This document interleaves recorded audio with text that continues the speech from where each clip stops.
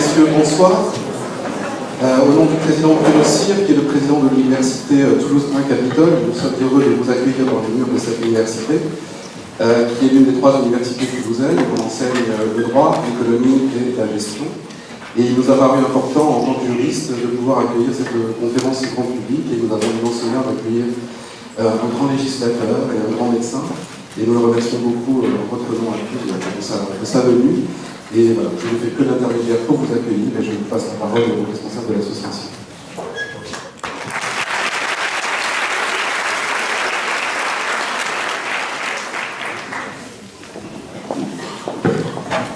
Bonsoir à tous. Merci de prendre place, les derniers arrivants. Nous sommes très heureux de vous accueillir ce soir et particulièrement heureux de vous voir nombreux et multigénérationnel.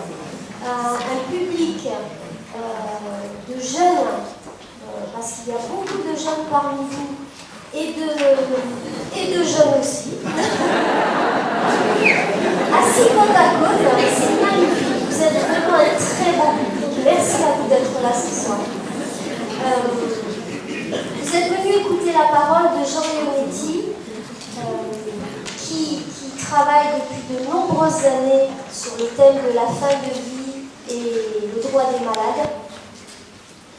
Cette conférence est organisée par l'IREMI, qui est l'espace de réflexion éthique Midi-Pyrénées, l'association Les Petits Frères des Pauvres, le réseau Reliance, l'université Toulouse Capitole 1 qui nous accueille dans ses locaux, la Caisse d'épargne qui est partenaire de cette manifestation, et l'ASP Toulouse, l'association pour le développement des soins palliatifs, dont je suis bénévole d'accompagnement depuis 15 ans. La loi garantissant le droit des malades, dite loi Leonetti, a 10 ans cette année, et malgré les lois, malgré les décisions des tribunaux, la jurisprudence, malgré les avis du Comité national d'éthique, l'approche de la mort inspire toujours les mêmes questions et les mêmes angoisses aux humains qui vont vivre cette expérience. Quand vais-je mourir? Comment je vais mourir? Et qu'est-ce qui m'attend après ma mort? Devant ce mystère et toutes ces incertitudes, cependant nous savons ce que nous ne voulons pas. Nous ne voulons pas souffrir, nous ne voulons pas mourir seuls. Nous ne voulons pas voir souffrir nos proches qui nous voient mourir. Nous ne voulons pas les laisser fracassés et désemparés par notre perte et le deuil. Mais celui qui meurt a aussi besoin de savoir qu'il fait toujours partie de la communauté des vivants. Que celui ou celle qui pose son regard sur lui, à ce moment-là, le voit toujours comme l'un des siens. Celui qui meurt a besoin de savoir qu'on ne va pas le rejeter, l'oublier, le laisser au bord du chemin, se détourner de lui, au motif qu'il est en situation de faiblesse. L'accompagnement des proches, des soignants et des bénévoles est donc primordial. Il témoigne de la solidarité et du lien nécessaire entre les vivants et les souffrants et de l'attention qui leur est portée ainsi qu'à leur famille. Nous sommes donc, nous les associations, dans le combat permanent pour accompagner ces personnes souffrantes, pour recruter de nouveaux bénévoles et pour développer nos missions. Cette conférence va s'articuler en 2 temps. Dans un premier temps, la parole de M. Leonetti, ensuite un temps de questions-réponses. Donc des micros passeront dans la salle et vous pourrez poser les questions que vous souhaitez, les plus courtes possibles pour que nous puissions en prendre un maximum. Je vous rappelle également que M. Leonetti dédicacera ses ouvrages à la fin de la conférence. Et je vous rappelle aussi que si vous souhaitez soutenir notre association, l'ASP, vous pouvez le faire notamment par notre site internet www.asp-toulouse.com parce que nous avons toujours besoin de financement, notamment pour la formation obligatoire de nos bénévoles. Monsieur Leonetti, la parole est à vous.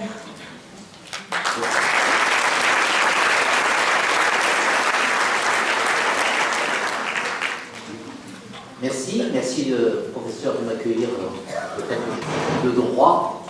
Merci à l'association sur l'invitation avec l'ensemble des partenaires. Merci à vous tous de perdre une soirée à débattre de ce sujet qui est à la fois angoissant et passionnant et qui ne devrait pas finalement être traité uniquement par un médecin ou par des médecins.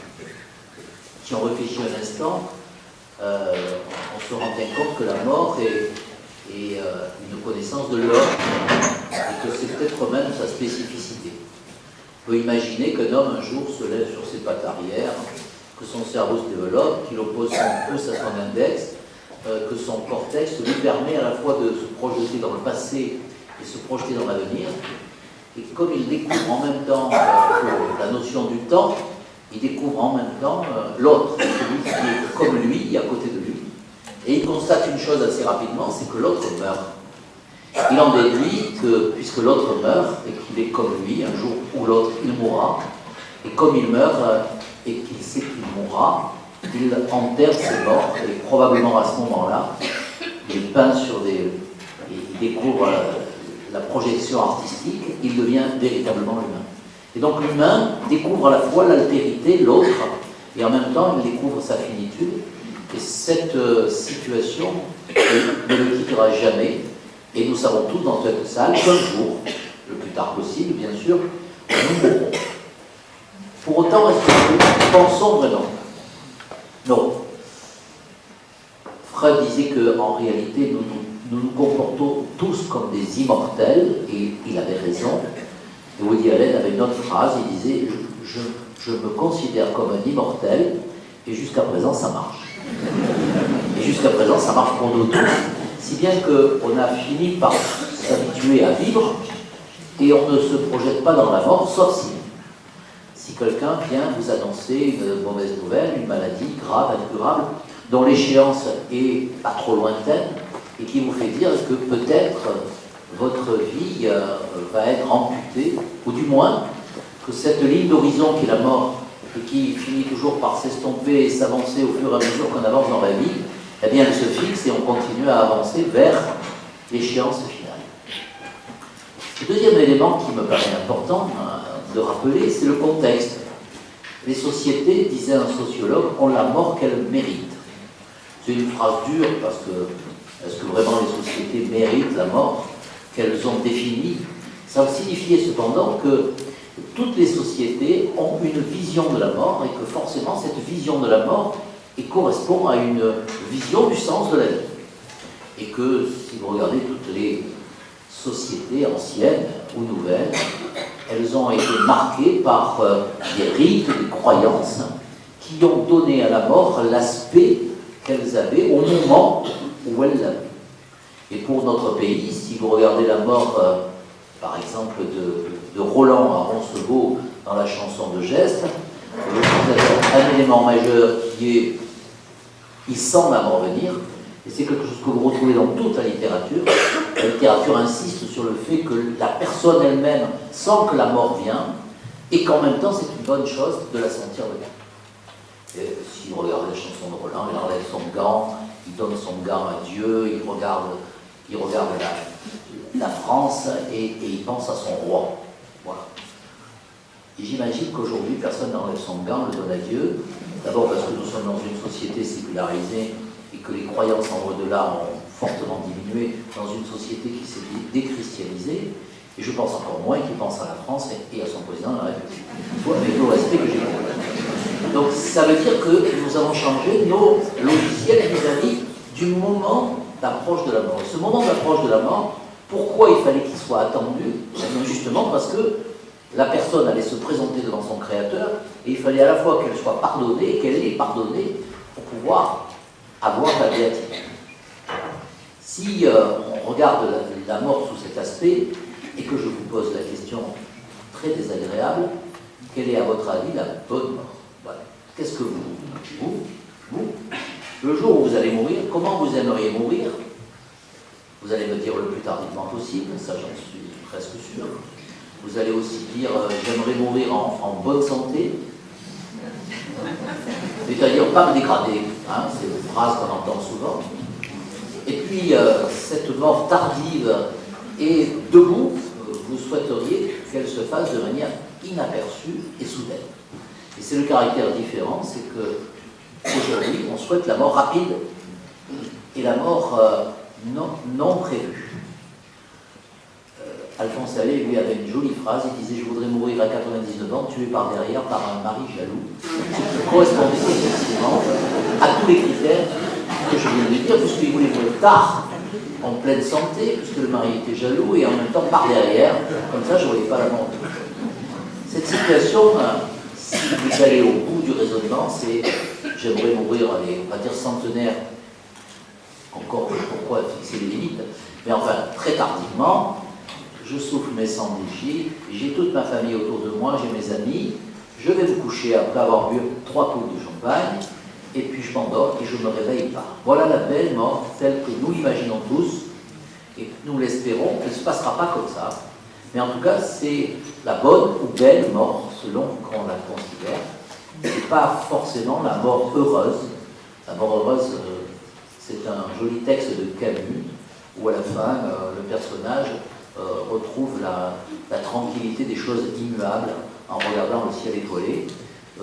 Moi j'ai vécu, malheureusement, j'ai vécu beaucoup auprès de mourants. J'ai rarement vu cette béatitude arriver du vivant de la personne.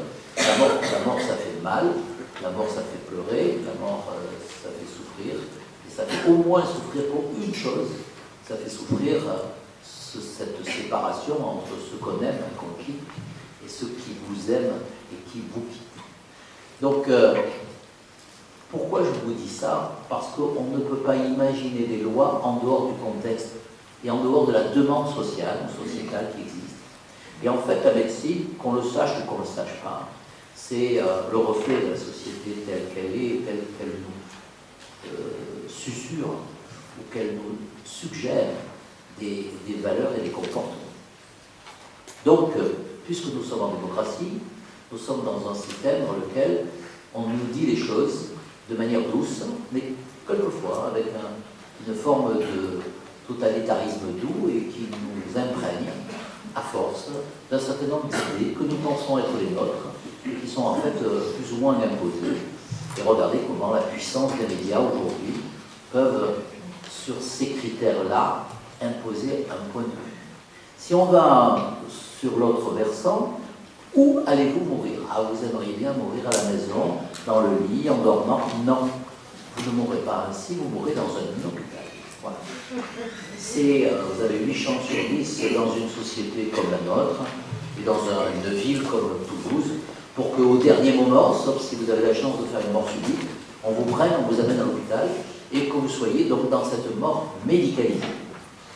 Cette mort médicalisée a plusieurs caractéristiques. Elle a d'abord une caractéristique, c'est que au lieu de mourir entouré de gens en noir, vous allez mourir entouré de gens en blanc. Et qu'en même temps, on va, dans une certaine mesure, entre guillemets, voler la mort, en tout cas les derniers instants, à ceux qui sont proches, et en même temps ne pas maîtriser finalement cette fin de vie, je dirais, autonome. Je m'en explique. Bon, si vous mourrez dans une réanimation, vous allez voir votre parent au travers d'une vitre, vous allez pouvoir le toucher tout juste parce qu'il y a la stérilité, vous allez pouvoir peut-être lui parler, mais pas longtemps, il y a les soins, il faut bien qu'on s'en occupe, et donc par conséquent, vous allez être une famille qui va être un peu rejetée du cercle de l'intime, et donc comme la mort est effectivement un fait de société, mais c'est aussi un événement personnel, intime et très particulier, eh bien, se faire voler par une équipe médicale entourée de blancs, de masques et de gants, la mort qui ne peut plus transmettre, qui ne peut plus recevoir, qui ne peut plus transmettre le savoir, le testament verbal, le pardon, l'amitié, l'affection, et qui ne peut plus rien recevoir, eh bien ça crée une mort en grande partie déshumanisée. Et donc la mort hospitalière est à la fois une mort entre guillemets confortable, puisqu'il y a tellement de gens qui s'en occupent, mais en même temps une mort qui n'est plus familière, qui n'est plus familiale, et ces deux éléments-là sont des éléments d'angoisse. Le deuxième élément d'angoisse que les citoyens ont vis-à-vis de la mort hospitalière, c'est qu'ils vont s'acharner. Donc, le terme vaut ce qu'il vaut, mais en tout cas, on ressent l'idée que les médecins vont prendre votre vie, puis aller au-delà de ce que vous souhaiteriez. Et comme on l'a dit tout à l'heure, comme vous souhaitiez tous, et nous souhaitons tous, ne pas nous dégrader, on ne voudrait pas être maintenu en vie de manière disproportionnée. Et le mot disproportionné ne veut pas dire grand-chose, parce que chacun peut avoir une appréciation à la fois personnelle, mais aussi une appréciation qui fluctue dans le temps. Je peux considérer qu'une vie comme ça ne vaut pas la peine d'être vécue à tel âge et dans telles circonstances, et puis, et malheureusement ou heureusement, les médecins le constatent tout le temps, lorsqu'on approche de l'échéance et qu'on est dans une situation différente, et bien à ce moment-là, la vie continue à avoir du sens, elle continue à apporter des plaisirs et même des instants de bonheur. Si je vais au bout d'un raisonnement, une loi, il faut qu'elle adopte des grands principes et qu'elle soit sous l'égide d'une morale. La loi, ce n'est pas la morale, mais en même temps, la loi doit s'inspirer à la fois de ce que sécrète une société et en même temps d'idées générales. Et donc, c'est une loi éthique. On peut toujours débattre de dire ce que c'est une loi morale ou une loi éthique. Comme la morale a perdu un petit peu de sa modernité, on va dire que c'est une loi éthique. Et on a l'habitude de penser que finalement, ceux qui croient au ciel reçoivent une vérité révélée, c'est la foi. Ceux qui ont des règles morales, ils ont des règles éthiquées, mais l'éthique est une interrogation. Et pourquoi c'est une interrogation? Parce que c'est souvent une mise en tension de valeurs qui peuvent, au cas par cas, être dans une situation de contradiction. Quels sont les éléments qui sont en contradiction? D'un côté, une valeur majeure qui est la vie humaine. La vie humaine, qu'est-ce qu'il y a au-dessus de la vie humaine? Alors, je me garderai bien de dire que la vie humaine est sacrée, encore que l'amour sacré de la patrie, c'est une façon laïque aussi de regarder la sacralisation de ce qui n'est pas spirituel, ce qui n'est pas transcendant, ça peut exister aussi. Mais enfin bon, la vie humaine, il n'y a rien de mieux. Voilà, il n'y a rien au-dessus. On a même l'habitude de dire que ça n'a pas de prix, et on peut même considérer que si, qu'à Dieu ne plaise, cette faculté se mettait à brûler, il y a sûrement des très beaux éléments à l'intérieur, mais on sauverait d'abord nos peaux et nos vies, et on essaierait de sauver des vies. Et je suis sûr que même le professeur très attaché à sa faculté ne penserait pas à aller sauver une belle gravure qu'il y a dans un amphi ou dans un endroit, et on est donc au-dessus de tout ce qui est matériel. Très bien, la vie humaine, c'est la valeur suprême. Lorsque je faisais la première conférence sur ce sujet, j'ai pris une route qui allait me mener à Draguignan, j'y suis retourné depuis d'ailleurs, dans une route plus sèche, et il pleuvait des trombes d'eau comme il pleut dans le Var, par moment, probablement à Toulouse aussi il pleut quand il pleut très fort. Et donc je ne voyais pas à 10 mètres, j'avais des essuie-glaces qui ne marchaient pas très bien sur une vieille voiture, et je me disais je vais finir par mourir avant de faire la première conférence sur la mort, comme ça me claquera le bec. Et en même temps, les médias pourront dire un joli titre accrocheur. Le docteur voulait parler de la mort, il est mort. Voilà, et en même temps, comme je suis médecin et que je voyais Platane de temps en temps m'attirer, je me disais qui est de garde à Draguignan. Voilà. Le médecin est toujours inquiet. Et étant inquiet, je me disais, je ne vais pas tomber sur un jeune freluqué de mon espèce lorsque j'étais interne, qui avait dit un jour de manière malencontreuse à mon patron qui demandait si l'infarctus de la nuit était mort. Oui. Est-ce qu'il était vieux? Oui. Quel âge avait-il? 55 ans. Et à cette époque-là, bien que j'ai vu qu'il n'y avait que des jeunes et des très jeunes, eh bien, 55 ans me paraissait un âge assez respectable, enfin, suffisant pour mourir en tout cas. Voilà. Bon, elle fait sa vie. Donc je me disais que le jeune interne qui me reçoit ne me dise pas il a fait sa vie parce qu'il a passé 60, et donc on va laisser filer. J'aimerais bien qu'il s'acharne un peu. Qu'il s'acharne avec des thérapeutiques, et donc finalement je souhaitais, ce qui n'est pas paradoxal, l'acharnement thérapeutique. Pour sauver ma vie, c'est bien normal après tout. La vie, c'est le droit à la vie, c'est un droit créance, et c'est un droit opposable, donc il n'y a pas de raison que je ne fasse pas valoir mes droits. Et puis je me disais quand même que si par malheur le platane avait tapé un peu fort et que le cerveau est totalement détruit, j'aurais préféré à ce moment-là que, dans un délai raisonnable, je ne sais pas, 3 semaines, 1 mois, 3 mois, on appelle ma famille et qu'on dise écoutez, on a fait tout ce qui était possible, mais maintenant ce que l'on constate, c'est qu'il n'y a plus de cerveau là. Voilà. Et donc il va rester comme ça tout le temps. Et j'aurais bien aimé, et j'aimerais bien encore que si cela se produise, il y a quelqu'un qui a la sagesse d'arrêter les traitements de survie pour faire en sorte que la mort puisse survenir, pour que je puisse à la fois respecter la vie et accepter la mort. Vous voyez donc que finalement la vie humaine, quand je disais qu'elle était sacrée, même sans transcendance, je constate quand même qu'elle est aussi contingente. Et qu'effectivement, il faut se battre pour sauver la vie. Et il y a un moment où il est déraisonnable de continuer à maintenir artificiellement en vie. Alors la vie humaine, bon ça va. En quoi rentre en conflit la vie humaine?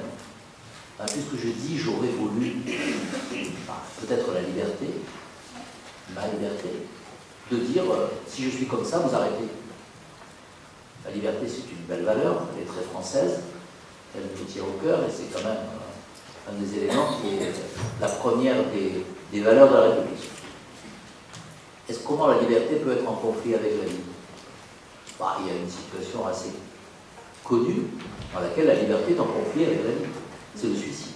Je décide un beau matin, malgré le plaisir que j'ai là, demain matin au lieu de prendre mon avion, je me jette dans la Garonne et je meurs. Voilà. J'avais le droit à liberté. Pourtant, si un d'entre vous me voit, j'espère qu'il essaiera de me sauver, et s'il me sort de l'eau, il va m'amener à l'hôpital. Et à l'hôpital, qu'est-ce qu'on va faire? On va me réanimer. On va me sauver la vie malgré ma volonté de mettre fin à ma vie.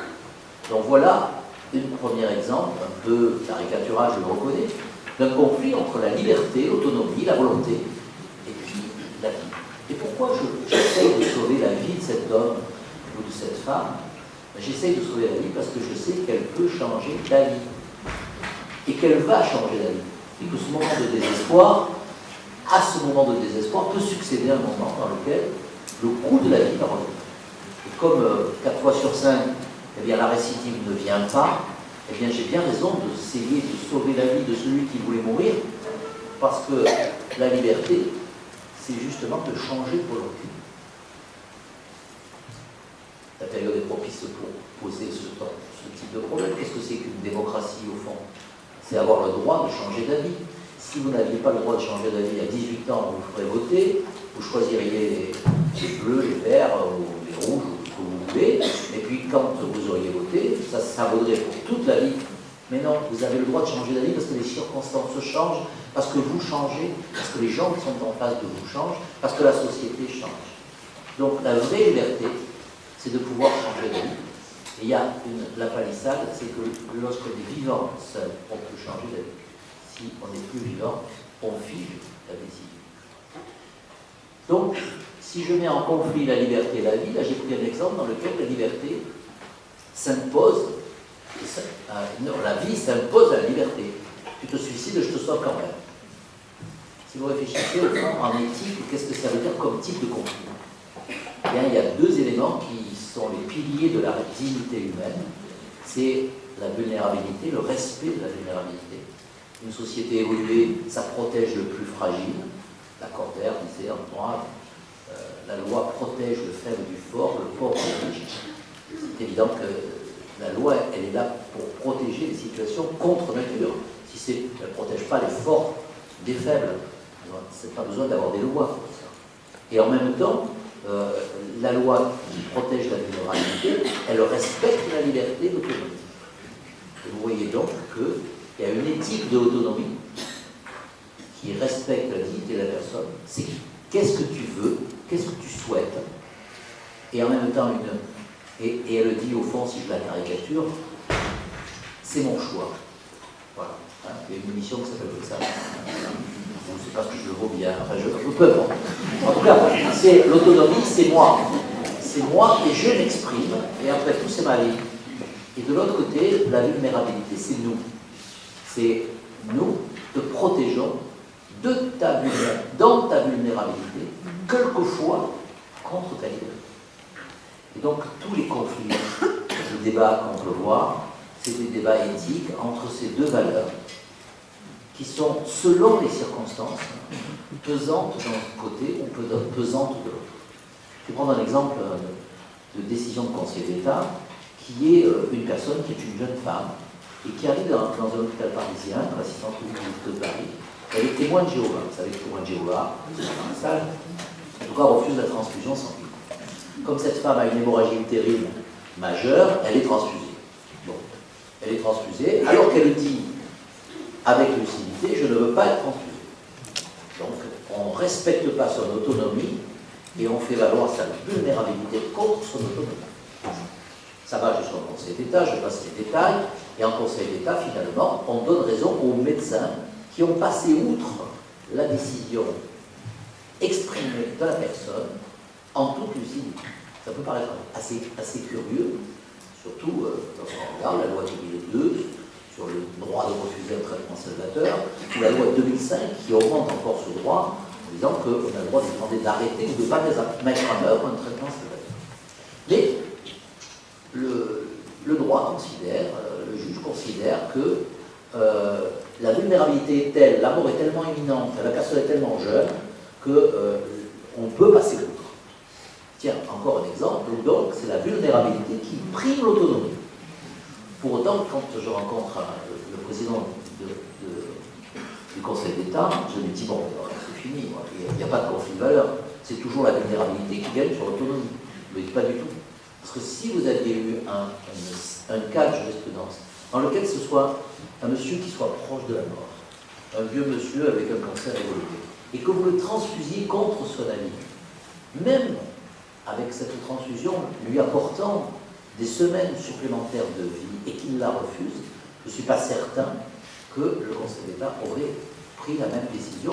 Et il aurait probablement dit, vous ajoutez de la souffrance à la souffrance, et dans le contexte dans lequel on se trouve, il fallait mieux respecter la liberté et le refus du traitement plutôt que de l'imposer contre sa volonté. Tout ça pour dire que, effectivement, la position de ce curseur va se poser toujours au cas par cas, en sachant qu'il y a deux fautes à ne pas commettre. Ne pas considérer la vulnérabilité, c'est effectivement renvoyer à l'égoïsme et à l'autonomie de la personne, et à sa liberté, mais aussi à sa difficulté à choisir, dans des moments de grande souffrance, des décisions lourdes, et puis en même temps, ne pas respecter son autonomie. C'est une petite tendance quand même médicale qui consiste à dire, mais moi je sais, moi je suis le sachant, moi je suis debout, toi tu es le souffrant, et toi tu ne sais pas, et bien c'est moi qui t'explique la vie, et tu vas faire ce que je dis. Je dirais même qu'on poussait même, dans une certaine période de la médecine, l'éthique jusqu'à dire à quelqu'un qui refusait, ah ben alors je ne m'occupe plus de vous, parce que ou c'est pas la carte, hein, c'est le menu, vous prenez tout, ou bien alors vous allez vous faire soigner à la maison, et je vous garantis qu'à la maison vous allez être moins bien, et vous allez être moins bien soigné, et on ne va pas prendre en compte votre souffrance, ni votre bonheur. Aujourd'hui, la caractéristique de l'évolution de la société, de la médecine et de la loi, c'est qu'on a le droit de dire, vous ne me faites pas ce traitement, mais j'exige que vous continuiez à me soigner. Vous ne me faites pas ce traitement de chimiothérapie parce que j'estime que c'est de l'obstination déraisonnable. Et même si vous me le proposez avec des arguments, j'ai le droit de le refuser. Mais par contre, vous n'avez pas le droit de me laisser souffrir et vous devez me soigner et m'accompagner dans ma souffrance. C'est compliqué pour les médecins. Les médecins, ils aimaient bien quand c'était le package complet. Là, ce choix à la carte les déstabilise un peu. Et les déstabilise d'autant plus qu'en 2002, il arrive la loi dite Kouchner. Et cette loi, elle dit qu'on peut refuser un traitement salvateur. Bien sûr, on ajoute que le médecin doit tout mettre en œuvre pour persuader le malade du bien fondé du traitement qu'il propose. Mais en même temps, ça veut bien dire qu'on peut refuser un traitement qui nous permet d'être vivant. Et vous avez quelqu'un qui va au rein artificiel et qui dit « je n'y vais plus ». Et un médecin va lui dire « attention, si vous n'y allez plus, vous allez mourir ». Et le malade a le droit de dire « oui, alors j'estime que je n'y vais plus parce que pour moi c'est trop pénible, parce que j'estime que… ». Mais par contre, quand je vais souffrir de l'absence de dialyse, vous allez quand même me soulager. Ça, c'est une nouvelle caractéristique qui me paraît bousculer un peu les dogmes établis. Lorsque j'étais très jeune médecin, un peu plus évolué, à 55 ans, on était vieux, mais j'étais chef de service. Un jour, il y a un vieux monsieur qui arrive dans mon service, et par malheur ou par bonheur, ce vieux monsieur était corse et du même village que mon grand. Et donc, il considère immédiatement, et j'ai vu tout à l'heure d'ailleurs dans le service, qu'il y a quelqu'un qui a dit à l'interne, c'est gamin. Et il me considère comme un gamin, parce que j'ai à peine 30 ans, donc lui, il en a 90. Et donc, il me considère comme un gamin. Donc, il me tutoie. Et moi, qui roulais un peu des mécaniques parce que j'étais chef de service depuis peu, il m'humiliait à me traiter comme un gamin. Et il me disait, tu vas faire ce que je te dis, parce que moi, ma vie, elle est finie, et c'est moi qui décide. Il avait une gangrène de la jambe. Une gangrène de la jambe parce que l'artère s'était bouchée. Et moi, mécanicien normal, formé à la médecine pragmatique, je me disais, il faut couper la jambe, papy. Et lui, il me dit, non, non, tu ne me coupes pas la jambe, tu me mettras les deux jambes dans le cercueil, en même temps que moi. Tu ne couperas pas la jambe. J'ai tourné, viré. Je me suis même surpris à réfléchir comment je pourrais l'endormir et le faire se réveiller avec une jambe en moins. Puis j'ai pas osé, parce qu'il avait quand même une telle emprise, une telle assurance, que j'ai pas fait. Et donc, aujourd'hui, on dirait que je l'ai sédaté, voilà, et qu'il est mort sans être opéré. Eh bien, c'était il y a longtemps, bien sûr, mais c'était au tout début de ma carrière médicale, mais le directeur de l'hôpital m'a convoqué et m'a dit, si à Marseille on fait de l'euthanasie, ici c'est interdit. Voilà. Et pourtant, aujourd'hui, ça nous paraît tellement évident qu'on n'avait pas le droit d'opérer ce malade sans son accord, c'est une évidence, qu'on n'avait pas le droit de le laisser souffrir de la maladie qui allait entraîner sa mort et de l'accompagner jusqu'au bout. Ça veut dire que finalement, notre société évolue dans ses valeurs et que ces deux valeurs-là, bien, elles continuent à être des valeurs fortes, autonomie et vulnérabilité, et qu'au cas par cas, il faut que nous soyons en situation de les prendre en compte. Si je vais un peu plus loin, qu'est-ce que dit la loi de 2005 ? C'est une loi éthique, donc elle dit des grands fondamentaux. Je ne t'abandonnerai pas, je ne te laisserai pas souffrir, je ne te prolongerai pas de manière anormale. Je ne t'abandonnerai pas, c'est à peu près simple. On n'abandonne pas un malade, qu'on soit médecin ou qu'on soit dans une société évoluée. Je passe, je ne te laisserai pas souffrir, est-ce que je peux ne pas te laisser souffrir ? Alors bien sûr, je ne te laisserai pas souffrir, on a aujourd'hui un maniement des ontalgiques et des techniques qui est bien plus évoluée qu'auparavant. Mais l'attitude est différente selon que la souffrance est forte et en fin de vie, ou selon que la souffrance est forte et qu'on n'est pas en fin de vie. On a tous eu des rages de dents, des coliques néphrétiques, des hernies discales, ça fait très très mal tout ça. Enfin, on ne se pose pas la question de est-ce que je peux ne pas la laisser souffrir au point de mettre sa vie en danger, ça ne se pose pas. En revanche, si je suis très proche de la mort, circonstances particulières, est-ce que la priorité des priorités, c'est pas de soulager, même si, comme le dit la loi, même si. Le même si est intéressant parce que même, ça veut dire que c'est pas mon intention d'arrêter la mort. Mais en même temps, je fais la dose qu'il faut pour qu'il ne souffre pas. Et si ça hâte la mort, même si ça hâte la mort, c'est pas mon intention, et c'est l'acceptation de ce qu'on appelle le double effet, dont on peut discuter à perte de vue, qui était une notion inventée par saint Thomas d'Aquin. Même si, et le si est intéressant aussi, moi j'ai toujours cru pendant toute une partie de ma carrière médicale, et probablement avec beaucoup de gens encore en France, que soulager la souffrance, c'est obligatoirement accélérer la mort. Puis j'ai appris quand même, les médecins de soins palliatifs, que de temps en temps, soulager la souffrance, ça allonge la vie. Puis de temps en temps, soulager la souffrance, ça fait ni l'un ni l'autre, parce que les médicaments qui sont plus maniables, ils n'interviennent pas sur la durée de la vie. Et donc, au fond, aujourd'hui, quand je dis à quelqu'un « je ne te laisserai pas souffrir en fin de vie », cet engagement, qui est un engagement de la société et de la médecine, c'est un engagement qui peut être tenu, même si. Mais vous ne posez pas trop de questions sur le même si, parce que vous ne le saurez jamais, puisque forcément, si vous soulagez la souffrance de quelqu'un en fin de vie, il finira par mourir. Et vous ne pourrez pas faire le compte à rebours en disant maintenant on va refaire avec moins de médicaments pour voir s'il vit plus longtemps ou moins longtemps. Et donc comme c'est invérifiable, gardons les grandes notions éthiques. La grande notion éthique, c'est je ne te laisserai pas souffrir en fin de vie. Au passage, il y a quand même 12% dans notre pays de gens qui meurent dans les dernières heures de leur vie avec des douleurs insupportables, Il y a 80% des étouffements qui ne sont pas pris en compte. Ça veut dire que cet engagement de la loi 2005, il est quand même, c'est un bel engagement, enfin il n'est pas réalisé. On peut débattre de pourquoi, enfin il n'est pas réalisé. Le troisième point, si je ne prolongerai pas de manière anormale, c'est l'histoire que j'ai racontée tout à l'heure sur Laurent Lumière. Mais quand est-ce que c'est raisonnable et que ça devient plus raisonnable? C'est très difficile. À quel moment le raisonnable devient déraisonnable? Et sur quels critères je me base? Sur des critères objectifs, médicaux, les lésions, leur irréversibilité, le pronostic. Ça, c'est des éléments qui sont des éléments objectifs. Et quand je constate que ce que je fais en thérapeutique ne correspond à aucune amélioration possible de la situation et que de manière inéluctable, la mort surviendrait, eh bien ce que je fais est inutile, disproportionné, ou, et la loi 2005 le dit, ou qui n'a pas d'autre but que le maintien artificiel de la vie. C'est un débat à perte de vue, avec des polémiques très fortes et des passions quelquefois.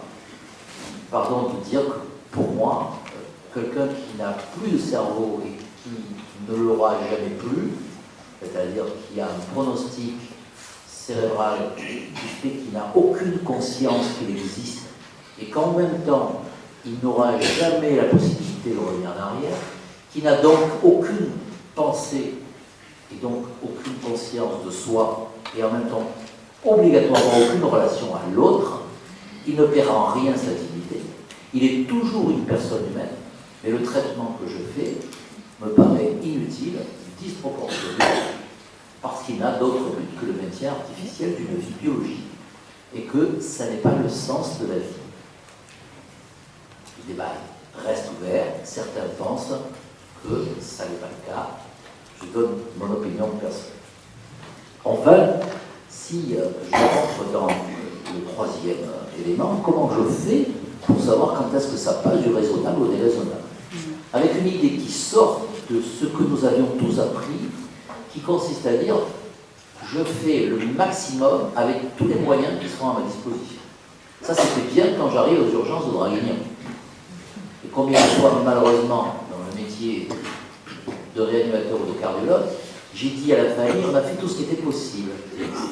On a fait tout ce qui était possible parce que, effectivement, c'est un élément rassurant. Oui, et c'est la beauté de la médecine française, qui que vous soyez, vous avez à votre disposition tous les moyens, quel que soit leur prix, qui sont à disposition de chacun en fonction de la pathologie qu'il a. Donc oui, on dit, on a fait tout ce qui était possible. Sauf que la médecine moderne a fait que de plus en plus, on se pose la question, d'abord dans la poursuite des traitements, comme on vient de le dire, mais quelquefois, après avoir fait des gestes de réanimation intensive, et je le dis très franchement, en particulier en néonatologie, on se dit, est-ce que la situation qui est obtenue, le résultat qui est obtenu par rapport à cet être vivant, est-ce que nous avons bien fait de pousser la réanimation jusqu'au bout de ce qui était possible? Autrement dit, dans tout ce qui est techniquement et scientifiquement possible, on est obligé en éthique aujourd'hui de se poser la question, est-ce que c'est humainement et raisonnablement souhaitable? Est-ce qu'il y a des choses que je sais faire et qu'il faut que je ne fasse pas dans l'intérêt même du malade, parce que je constate que ça apparaîtrait comme inutile, disproportionné, ou maintien artificiel de la vie? Eh bien, c'est une question là aussi qui ne peut se résoudre qu'au cas par cas et qui ne peut pas ne pas se poser. Trop facile de prendre un nouveau-né, de le réanimer, de le mettre dans les bras de sa mère en disant il ne verra jamais, il n'entendra jamais, il ne pensera jamais, il ne bougera jamais. Moi j'ai fait mon boulot de médecin, maintenant le problème il n'est plus à moi. Cette réflexion évolution, donc on est obligé de la voir. Même si elle est difficile, et même si elle est douloureuse, même si elle est une situation de véritable tension éthique et morale et humaine, parce qu'elle s'oppose à la médecine moderne. Donc, quand j'ai dit ça, je ne te laisserai pas souffrir, je ne t'abandonnerai jamais, et je ne te prolongerai pas de manière anormale. Pourquoi j'ai mis ces trois mots-là? Bien sûr, ce n'est pas les textes de loi. Et moi, j'ai toujours eu, malheureusement, dans ma vie de médecin, comme certains ici, quand vous annoncez une mauvaise nouvelle à quelqu'un, que la maladie qu'il a, elle est grave et incurable, et qu'elle va aboutir un jour ou l'autre, dans un délai assez bref à la mort, il vous dit toujours, vous ne m'abandonnerez pas, vous ne me laisserez pas souffrir. Et docteur, moi il me disait ça comme ça, peut-être qu'il me disait, selon comment ça survient, vous saurez ce qu'il faut faire. Sous-entendu, ne me prolongez pas comme un légume, pour dire les choses avec brutalité et vulgarité. Et l'engagement réciproque du médecin, c'est de dire non, je resterai raisonnable. Et cet engagement-là, c'est un engagement de société, c'est l'engagement de la médecine. Et comme la mort est médicalisée, c'est un engagement fort. Quand on a fait la loi 2005, on l'a votée à l'unanimité, on a presque eu l'impression qu'elle flottait dans l'air et que tout le monde était d'accord. On s'est pas rendu compte que c'était une certaine révolution, parce qu'on donnait beaucoup plus d'autonomie aux malades, et qu'on enlevait aux médecins, je vais le dire parce que je suis médecin, une partie de leur pouvoir, et peut-être une partie de leur pouvoir de décision. Et donc cette révolution intellectuelle, qui était je suis le sachant et je décide, et tu es le souffrant et tu obéis, eh bien elle a été bouleversée. Et probablement, c'est un des facteurs qui a fait qu'elle est rentrée progressivement, mais très progressivement, dans les mœurs. Et elle est rentrée dans les mœurs grâce aux soins palliatifs et au développement des soins palliatifs qui se sont faits concomitamment. Aujourd'hui, où on en est? Aujourd'hui, 10 ans après, deux rapports arrivent, un rapport SICAR et un rapport du Comité consultatif national d'éthique. Ils disent à peu près la même chose. Ils disent à peu près la même chose. D'abord le côté négatif, la loi n'est pas connue et mal appliquée. Deuxième côté négatif, les malades meurent encore en n'étant pas écoutés et avec des souffrances que l'on pourrait calmer. Et donc, ils disent, c'est bien gentil, votre droit, devoir de la société, mais il n'est pas rempli. Comment faire pour qu'on écoute mieux la parole du malade? D'abord l'écouter quand il parle, mais comme la médecine moderne fait que souvent maintenant, il ne parle plus parce qu'on a réanimé une personne qui ne peut plus exprimer librement sa volonté, comment je fais pour savoir ce qu'il aurait voulu, ou ce qu'il voudrait? Là, il y a des directives anticipées, mais elles sont mal écrites, et puis personne ne les écrit, et probablement personne ne les écrit parce que j'ai eu la faiblesse de penser qu'il fallait un papier blanc pour que la liberté soit totale pour écrire ce qu'on voulait. C'est pas une bonne idée. Qui est-ce qui a écrit ces directives anticipées dans ce stade? C'est pas mal. Ah, c'est pas mal. Une bonne rentabilité. 2,5% de la population. Donc c'est la réalité. On n'a pas vu plus d'une vingtaine de mains se lever. Pourquoi? Parce que c'est compliqué à écrire. Moi, je les ai écrites uniquement lorsque l'affaire Vincent Lambert est arrivée, parce que c'est deux choses différentes. Si vous écrivez vos directives anticipées alors que vous êtes parfaitement lucide et parfaitement en bonne santé, ou que vous croyez être en bonne santé, c'est pareil. Ou bien que vous êtes atteint d'une maladie et que vous avez tapé sur Internet et que vous savez comment vous pouvez mourir. Si vous avez une maladie dégénérative et que vous savez qu'à la fin, votre muscle diaphragme va se paralyser, vous savez que vous allez mourir étouffé. C'est pas rien de savoir qu'on va mourir étouffé. Et ça nécessite effectivement que l'anticipation de cette peur soit écrite.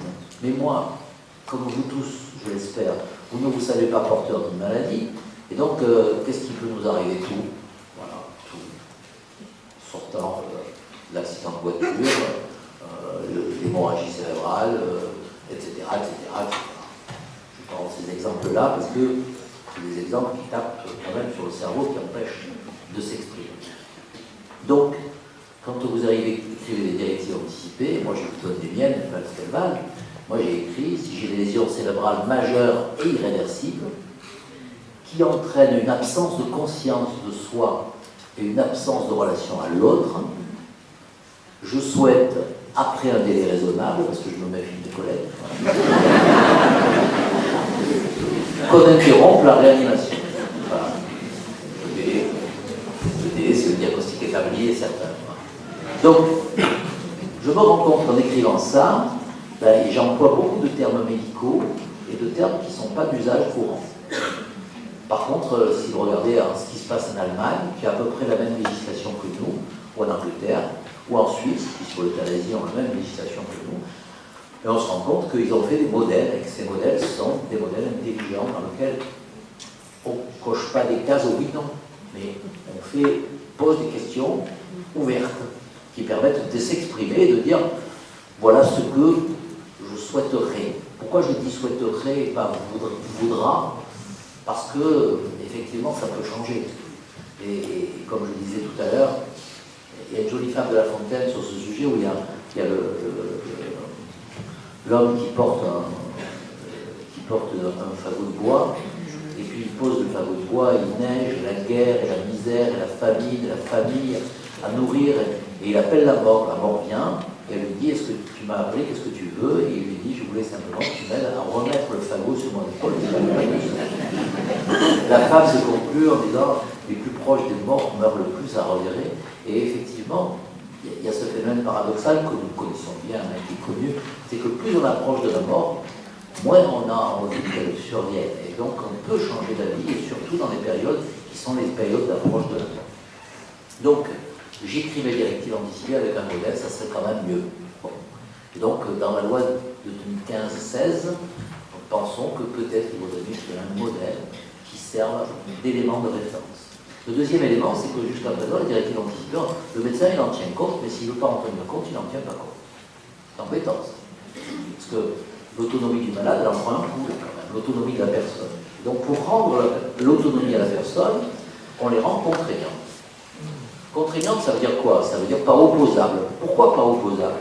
Parce que le suicidé de tout à l'heure, s'il prend des directives anticipées et qu'il écrit « je ne veux pas être réanimé » et qu'il avale des barbituriques ou je ne sais quel médicament, je ne peux pas le regarder mourir, alors que je sais que son idée est peut-être temporaire et que peut-être il va encore avoir envie de vivre. Donc, pour le rendre contraignant, il faut qu'il y ait une bonne raison pour ne pas les appliquer, et en même temps qu'il y a un deuxième médecin qui valide la situation, et ensuite qu'on l'écrive sur le dossier médical. Après, de temps en temps, il y a des directives anticipées un peu bizarres et farfelues. Il y a une vieille dame qui m'avait montré une directive anticipée dans laquelle elle avait marqué « je ne veux pas de tuyaux ». Voilà. Elle avait vu mourir sa mère bardée de tuyaux qui rentraient par dans son corps. Elle avait une vision horrifiée. Et donc, pour elle, elle voulait mourir sans qu'on intervienne on charcute son corps et qu'on la maintienne artificiellement. Ça, c'est des directives anticipées dont on ne peut pas appliquer à la lettre, parce que rien qu'un petit tuyau d'oxygène dans le nez, c'est un tuyau. Voilà. Il y avait une autre personne qui avait écrit, qui avait un anévrisme, enfin une anomalie vasculaire, et qui pouvait effectivement se rompre et donner une hémorragie cérébrale. Et donc elle a écrit, si je suis dans le coma, je ne veux pas être réanimé.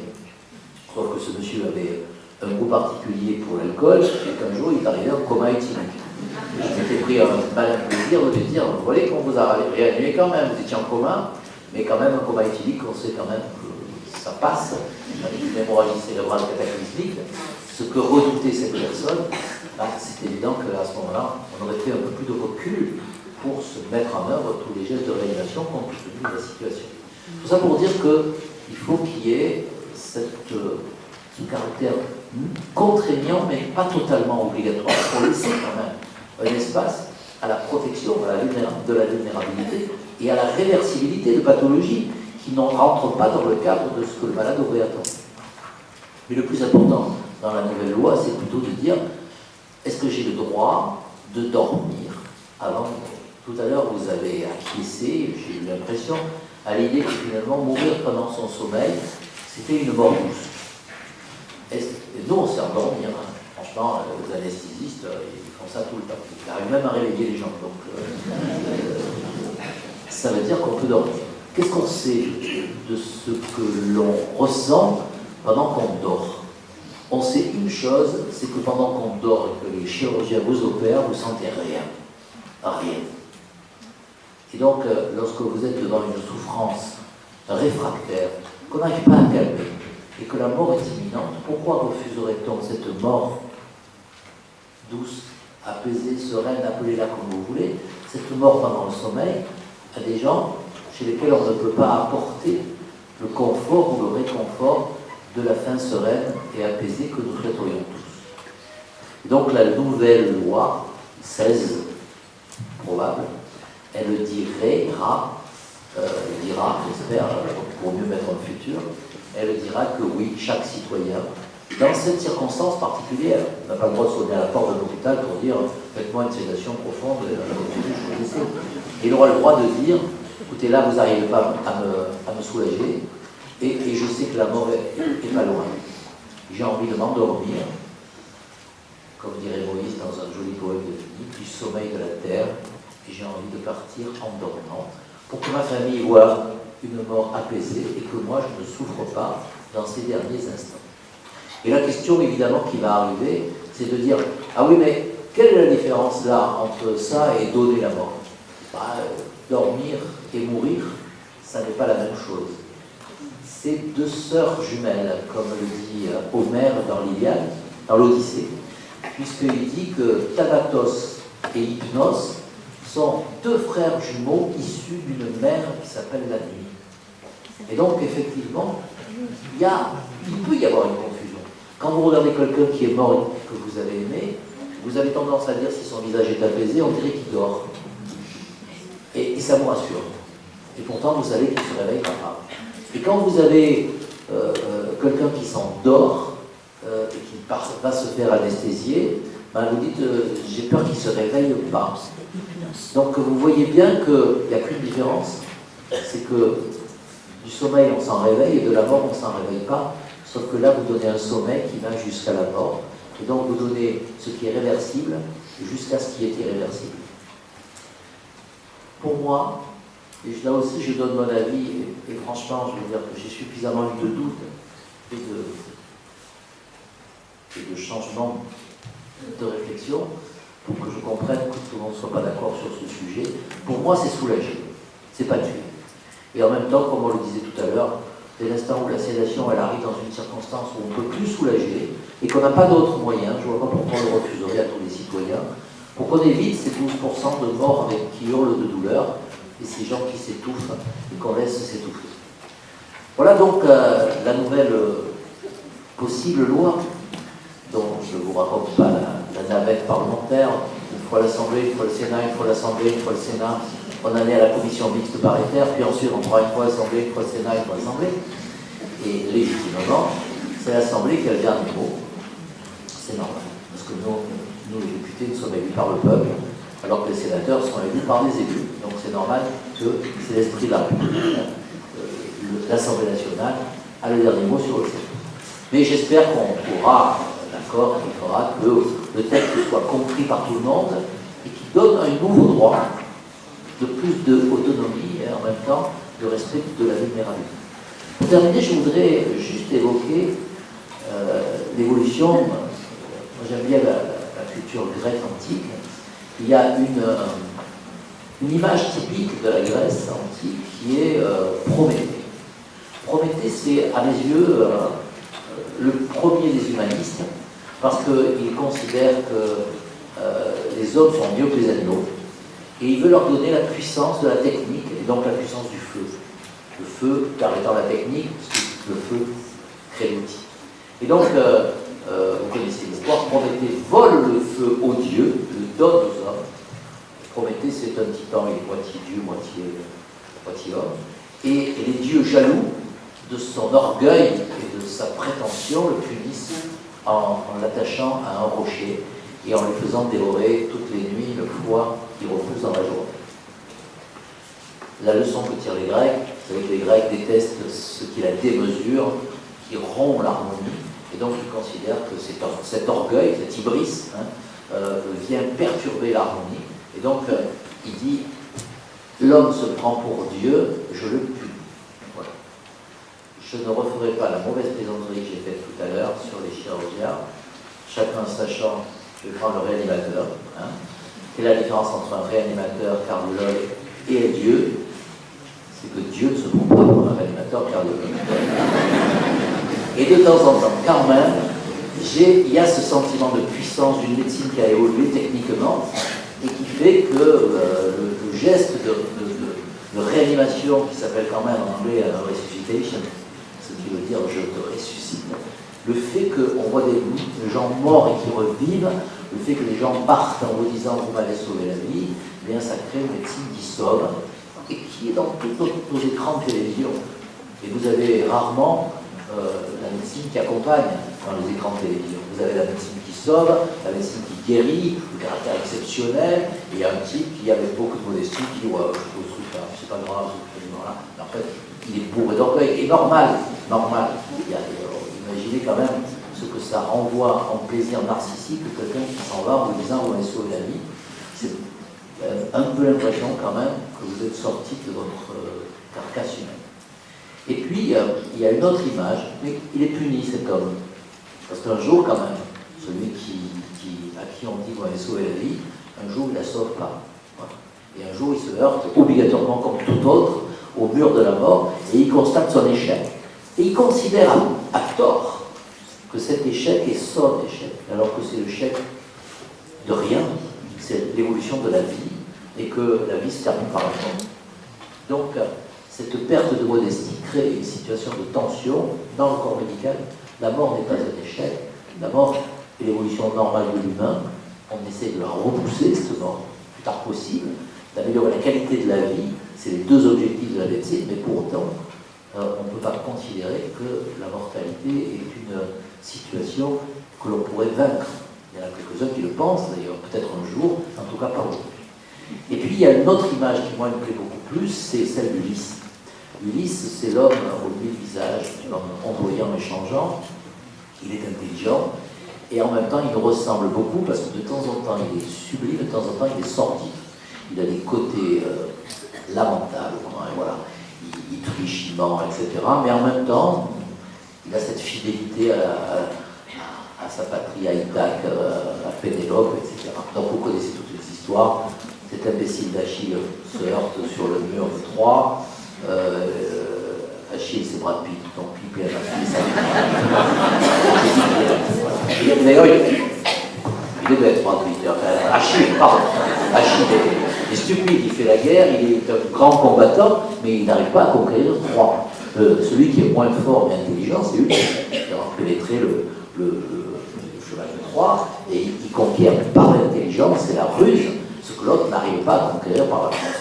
Je passe sur ce détail, sur le détail de Brad Pitt. Je reviens sur les épisodes. On peut tout regarder dans Ulysse. D'ailleurs, un jour, si vous lisez l'Odyssée, regardez, tout peut être interprété en matière de bioéthique, et c'est très intéressant à mes yeux. Mais il y a un épisode qui est intéressant, c'est quand il arrive sur l'île de Calypso. L'île de Calypso, ça veut dire, en grec, ça veut dire caché. L'île est petite, elle est aux confins du monde, et il arrive sur cette île et il voit une femme immensément belle et jeune, et c'est une déesse.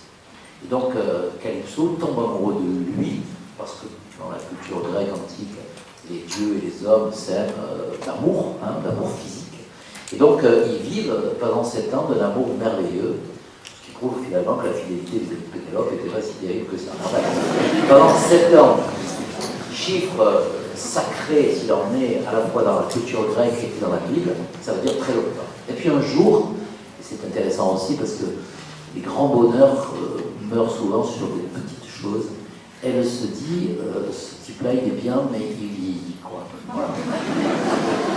Et forcément, il a fait 10 ans de guerre de Troie, il a fait 10 ans de tournée en Méditerranée, il n'a pas 55 ans, enfin il n'est pas loin quand même. Il commence à vieillir. Et elle lui dit, si tu veux, je te donne l'immortalité et la jeunesse. Et Ulysse refuse. Voilà. Vous voyez que ça déstabilise l'adolescent que j'étais quand je me disais, qu'est-ce qu'il dit Pénélope, contre qui dit rien, surtout si elle a 45 ans, c'est très jeune, 45 ans pour une femme, c'est encore plus jeune que 55 ans pour un homme, mais quand même, il a une déesse devant lui, elle lui donne l'immortalité, et il dit non. Homère dit qu'il se pose sur le rivage, qu'il pleure en pensant à Ithaque et qu'il pense à sa patrie et à ses morts. C'est-à-dire qu'il accepte la mort, et non seulement il accepte la mort, mais il accepte en défi vis-à-vis des dieux la mort. C'est-à-dire qu'il est, comme l'interprète Camus, cet homme qui défie à la fois les tyrans et Dieu, et qui est capable de dire c'est mieux d'être un homme mortel que d'être un Dieu immortel, parce que j'assume ma destinée humaine. Et peut-être que cette vision-là, qui se traduit dans la pensée de Camus par une phrase qui me paraît intéressante, il dit « Nous avons oublié cette fierté qui est fidélité à nos limites. » Et en la médecine, peut-être que demain, elle aura cette fierté à la fois de se battre pour être prométhéen, parce qu'il faut continuer à se battre pour sauver les vies, mais en même temps, elle aura cette fierté de fidélité à ses limites qu'elle reconnaîtra et acceptera à la fois de soigner, à la fois de sauver et de guérir, mais aussi de soigner et d'accompagner. Et elle trouvera alors son équilibre hippocratique. Merci de votre attention.